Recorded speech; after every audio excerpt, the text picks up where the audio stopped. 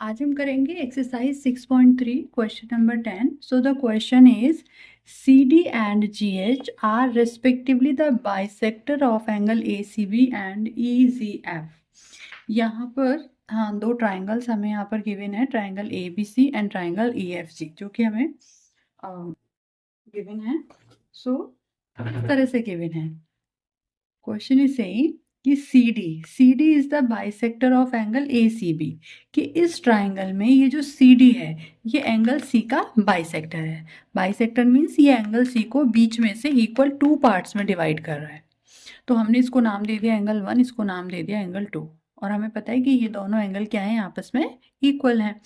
ऐसे ही इस triangle EFG में ये HG जो है ये भी एंगल G को बाइसेक्ट कर रहा है। यहाँ पर भी angle 3 is equal to angle 4 होगा। तो अब देखिए, हमें 3 पार्ट्स यहाँ प्रूव करने के लिए दिए हैं, हमें ये 3 पार्ट शो करने हैं। तो फर्स्ट पार्ट में हमें CD upon GH is equal to AC upon FG लाना है। तो देखिए, ये साइड्स का प्रोपोर्शन इक्वल कब आता है, जब ये दो ट्राइंगल जिनमें ये साइड्स आ रही हैं, जब ये दोनों ट्राइंगल कॉन्ग्रुएंट प्रूव हो जाते हैं, तो वहीं से ही ये हम CPCT से उनकी साइड्स का प्रोपोर्शन दिखा देते हैं। तो इट मीन्स अगर हमें यहाँ साइड्स का प्रोपोर्शन इक्वल लाना है, तो जिन ट्राइंगल्स में ये साइड्स आ रही हैं पहले हमें उन्हें सिमिलर दिखाना होगा। अब अगर हम ध्यान दें तो ये जो साइड्स हैं ये इन्हीं ट्राइंगल्स में तो आ रही है जो हमें यहाँ थर्ड पार्ट में गिवन है। ओके, सारी साइड्स यहीं से हैं चारों।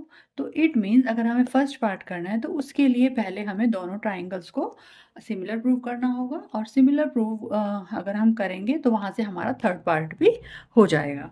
तो स्टार्ट करते हैं। देखो, हमें क्या गिवन है, हमें गिवन है triangle ABC similar triangle FEG।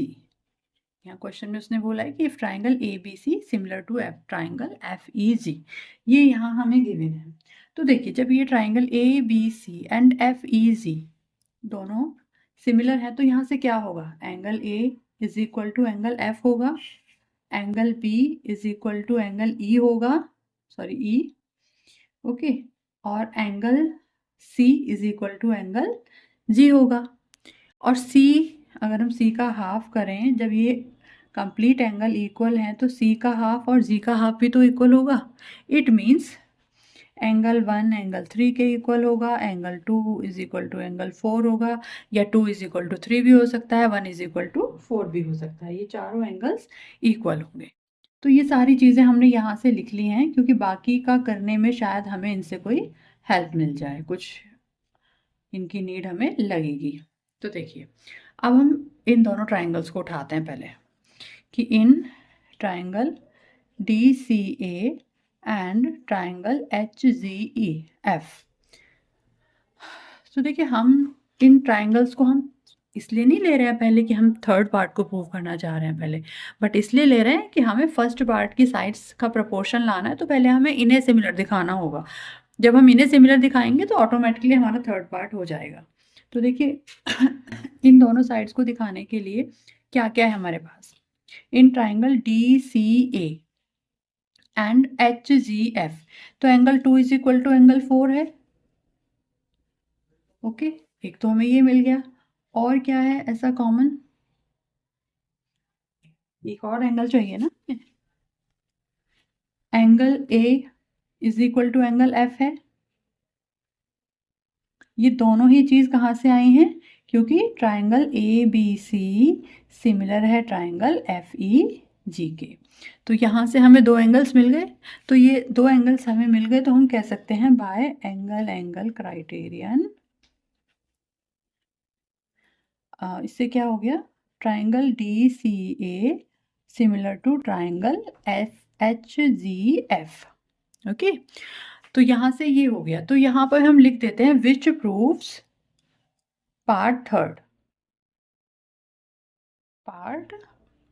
Third, इसने पार्ट थर्ड को प्रूव कर दिया है यहाँ से। ठीक है, अब यहाँ से हमें, जब ये दोनों ट्राइंगल सिमिलर हैं तो यहाँ से हमें साइड्स का रेशो भी मिल जाएगा। तो यहाँ पे हम थोड़ा सा स्पेस बना लेते हैं, इधर स्पेस बना लेते हैं, सभी स्क्रीनशॉट ले लीजिएगा। तो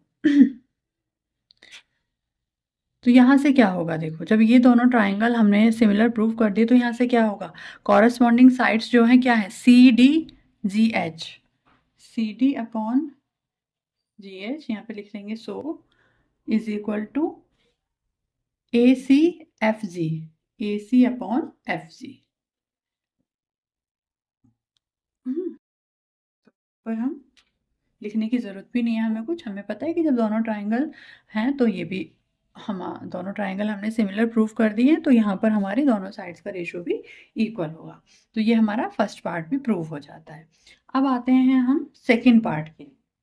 तो सेकेंड पार्ट के लिए कर लेते हैं हम, पहले यहाँ पे लिख लेते हैं कि विच प्रूव्स पार्ट फर्स्ट, इसने पार्ट फर्स्ट को प्रूव कर दिया।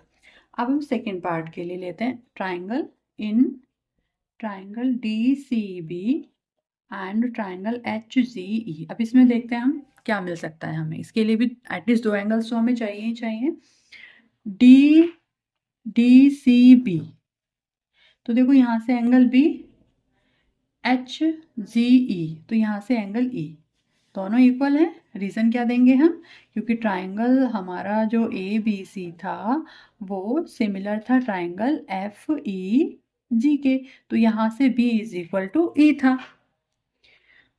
एंड सेकंड क्या होगा, डी सी बी में एंगल 1 आ रहा है, एच जी ई में एंगल 3 आ रहा है, it means angle 1 is equal to angle 3। ये भी यहाँ पे हमारा सेम ही रीज़न रहेगा। तो यहाँ भी एंगल एंगल क्राइटेरिया से क्या होगा, हमारा दोनों ट्राइंगल्स सिमिलर हो जाएंगे। तो यहाँ पर हम लिख लेते हैं, इसे लिख लेते हैं हम by a criterion of similarity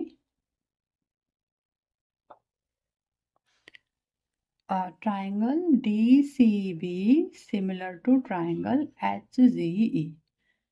this is the answer. I hope सभी को क्लियर हो गया होगा। फिर भी अगर किसी को कोई डाउट है तो प्लीज़ कमेंट ज़रूर करें, आपके हर कमेंट का आपको रिप्लाई मिलेगा। और जिसने चैनल को अभी तक सब्सक्राइब नहीं किया है प्लीज़ चैनल को सब्सक्राइब कीजिए एंड अपने फ्रेंड्स के साथ शेयर कीजिए, अपने स्टूडेंट्स के साथ शेयर कीजिए, क्योंकि आगे इसी चैनल पे आपको बहुत ही इम्पॉर्टेंट वीडियोस मिलने वाली हैं जो 10th के और 9 to 12th के ऑल क्वेश्चंस हैं जो लास्ट ईयर्स में आए हुए हैं। इंपॉर्टेंट क्वेश्चंस, इस टाइप के क्वेश्चंस एवरी ईयर रिपीट हो रहे हैं, सभी क्वेश्चंस विद सॉल्यूशन आपको यहाँ मिलने वाले हैं।